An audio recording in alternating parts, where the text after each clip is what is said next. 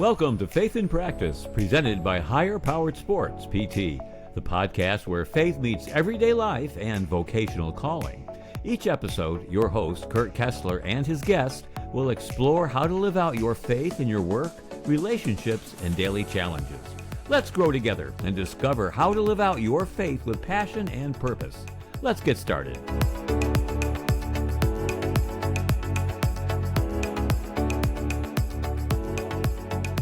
Hey there, everybody. Welcome back to another episode of Faith in Practice. In February, I did the two-part series on John Gordon's 20 Tips for a Positive New Year, and I credited our girls basketball coach, Tim Goss, for sharing them with me. Well, Coach forwarded me an email from John Gordon that outlines this short story. And when I read it, I was really amazed at the authenticity of it and felt like it applies to all of us and something that we should all know and think about. You know that I'm big on context. I don't like to just take on information or ideas in a vacuum. So I'm going to read the short story here first. Here's how it goes. He's a Green Beret who lost his leg during the war in Afghanistan. When his leg was shot and almost completely severed from his body, he didn't give up. He kept fighting for 4 more hours and even carried his own leg down the mountain. After making it out alive, he didn't retire. He re-enlisted as a Green Beret sniper and kept serving his country. His name is John Wayne Walding. He was born on the 4th of July. You can't make this up. He's an American hero. I had the honor and challenge of speaking after him at the Ignite conference this past weekend to 4,500 men. I say challenge because when you are following a speaker like this who has such a compelling story of heroism, it's hard not to compare yourself and say, there's nothing I've done that even remotely compares to that. What I've learned and what I want to share with you, because this applies to all of us, is that everyone has a unique purpose, a message, and a story, and you are meant to live and share yours. You are one of one. There is no one like you. You can't be anyone else. You aren't supposed to be like them. You are supposed to be you and share your unique essence, spirit, and ideas. Decide what makes you unique. Get clear on your mission and message. What stories can you tell that are unique to you and will resonate with those you share them with? We hear the term imposter syndrome a lot, and I define it as believing the lie that you aren't enough and that you don't deserve the goodness or position you've been given. The answer to the imposter syndrome, which is always an attack on your identity, is to know the truth, that you matter. You are here for a reason. You are worthy. You are one of one. You may not impact everyone, but you are meant to impact someone. As I walked on stage, I told myself, be you. You aren't a war hero. You are a teacher. You haven't served in the military, but you've coached military leaders. Teach the audience what you came here to teach. Share with them principles, habits, funny and meaningful stories, and ideas that only you can share that they can apply and use. Your personal story may not be as compelling, but your purpose is to help them write and create a better story. While I was signing books, a gentleman came up to me and said, I don't usually get moved by speakers, but you really moved me. You were so real and authentic. I want to encourage you to do the same. Be real, be authentic, be you. It doesn't cost a dime to be real, but it's priceless. And while you may not have a name like John Wayne, they will remember you. So I thought this was really awesome. And it's like, as soon as I read it, I just drew so many parallels to either things I've already talked about or things I've been feeling or things I've been wanting to talk about. And the first thing that comes to mind is episode 11 of Faith in Practice, where I talk about comparison and how for the longest time I compared myself to others and kind of the effect that that had on me. The line that he wrote that stood out in this regard is, You aren't supposed to be like them. How many times do we think, I wish I was like so-and-so? Or how often do we compare our results or circumstances to others? This person bought this expensive of a house. This person got a 98 on the test. We compare ourselves to others far too much. Sometimes as a measuring stick, sometimes because of pride, we want to feel superior in some way, but we end up looking at those ahead of us and saying, I am not worthy of X, Y, and Z because I don't have what they have. And it becomes this like consuming cycle of comparison. So to read the line, you aren't supposed to be like them, is a really freeing thing to read and consider. You aren't supposed to be like them because you are you. You're supposed to be like you. It's time for Word Up. For today's Word Up, I'm going a couple different directions here. A couple of them apply, and we'll talk through them a little bit. First one is Psalm 139, verses 13 and 14. For you created my inmost being. You knit me together in my mother's womb. I praise you because I am fearfully and wonderfully made. Your works are wonderful. I know that full well. Next one, Ephesians chapter 2, verse 10. For we are God's handiwork, created in Christ Jesus to do good works, which God prepared us in advance for us to do. And then the last one, Romans 12, verse 6. We have different gifts according to the grace given to each of us. If your gift is prophesying, then prophesy in accordance to your faith. If it is serving, then serve. If it is teaching, then teach. If it is to encourage, then give encouragement. If it is giving, then give generously. If it is to lead, do it diligently. If it is to show mercy, do it cheerfully. The next thing that really stood out to me here, imposter syndrome. We talk about it all the time. It's becoming more and more mainstream, more and more common for people to talk about this. But man, haven't we all had imposter syndrome at some time?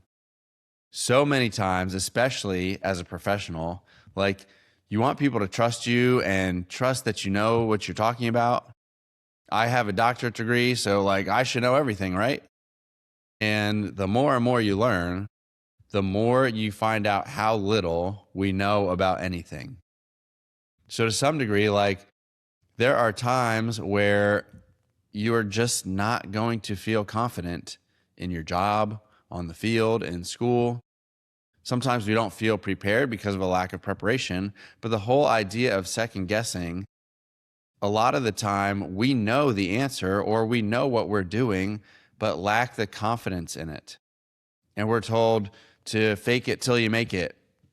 We all face it. The best of the best face it, sometimes even more because more is expected of them. But the thing that stood out to me was it's an attack on your identity. Wow. And isn't that so true? My identity is to be a great PT and to have been able to help so many people, yada, yada, that when I don't know the answer, all of a sudden the identity is stolen and I feel like an imposter because I'm not living up to who others think I am. Or even worse, without the perfect plan or all the answers, I don't know who I am. Whew, that is convicting. So what's the takeaway here? When we catch ourselves with imposter syndrome, it is time to check our heart. Where is your pride? Where are you rooting your identity? Going back to Psalm 139, 13 and 14, this is identity at the deepest level. God didn't just create you, he crafted you. Shout out Daniel Day, crafted athlete. You weren't made to have all the answers, to feel complete and competent at all times. So yeah, when we put our belief in just ourselves, it is always going to fall short. John Gordon says, I define it as believing the lie that you aren't enough and that you don't deserve the goodness or position you've been given. I'd even take that a step further and say, maybe I am not good enough, but God is. and taking that as, apart from God, I am incomplete or inadequate, but that is okay. Because with God moving in obedience to his call, I will succeed. And that may not always be an earthly success. Like, God doesn't promise everyone who follows him gets the promotion and the glory. Actually, sometimes it's the opposite. A number of times in the gospel, we are reminded that whoever is first will be last, and whoever is last will be first.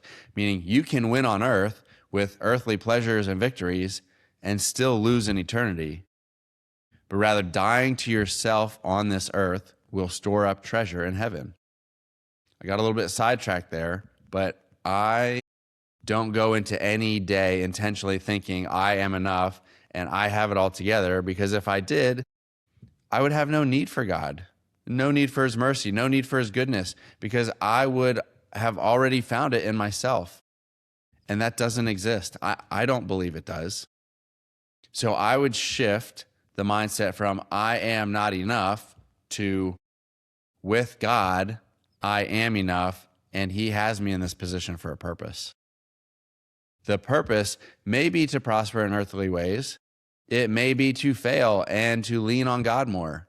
It may be to grow spiritual endurance. It may be to put you in a position of wealth because money is not your God, and you can rightly steward money in a way that honors God. So yes, from the self-confidence standpoint, you are enough because God created you specifically the way you are for a purpose. But knowing that God ultimately has a control, he is where our talents come from. And he puts us in positions for us to serve a purpose, whether that purpose is comfortable or not. The last point I want to hit on, you are one of one. The quote from John Gordon here, you may not impact everyone, but you are meant to impact someone. This made me think of when I was in PT school.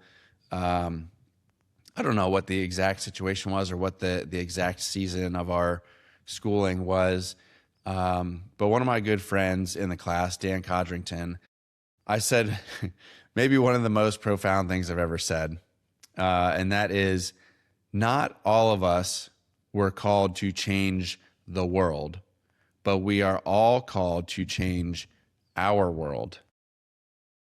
We all have a platform. Some platforms have 100,000 followers. Some have 317. Some have a water cooler at work. Some have a pulpit or a stage. We don't usually get to choose the size of our platform. Like, I could want 100,000 people to hear this podcast, title it in a way that YouTube's SEO algorithm will distribute it, promote it on my small Instagram, even pay to advertise it. But I have no control who listens. My platform is very small. Sometimes it frustrates me because I feel the information I'm trying to share can benefit 100,000 people, but that's not the platform that I've been given. So my call is to steward my platform in a God-honoring way to accomplish his purpose. I feel like all of this stitches together really nicely. You aren't supposed to be like anyone else. You get imposter syndrome when you think you should be someone else, and you are one of one. There is no one else like you. It took me so long to embrace either the way that God has made me, the gifts he has given me, and my perceived shortcomings. You can listen to episodes 1, 10, 11, 12, and 19, where I dive into all these different lessons I've learned in embracing how I was made. And instead of lamenting that I wasn't like someone else, I learned to take the gifts I've been given and try to apply them for the kingdom. I don't know anything about John Gordon's beliefs or his background. I'm sure I could find out quickly by looking into it, but all the stuff he puts out is so good for personal growth and positivity. If we just take that one step further and apply it through a faith lens, I think everything becomes even more rich, more meaningful, and more powerful for our individual missions that have been placed on us. that's going to do it for today's episode. Thank you all for listening. If you're looking for ways to connect, or if there's anything I can do for you in your spiritual walk, please don't hesitate to reach out. Thanks, and we'll see you next time.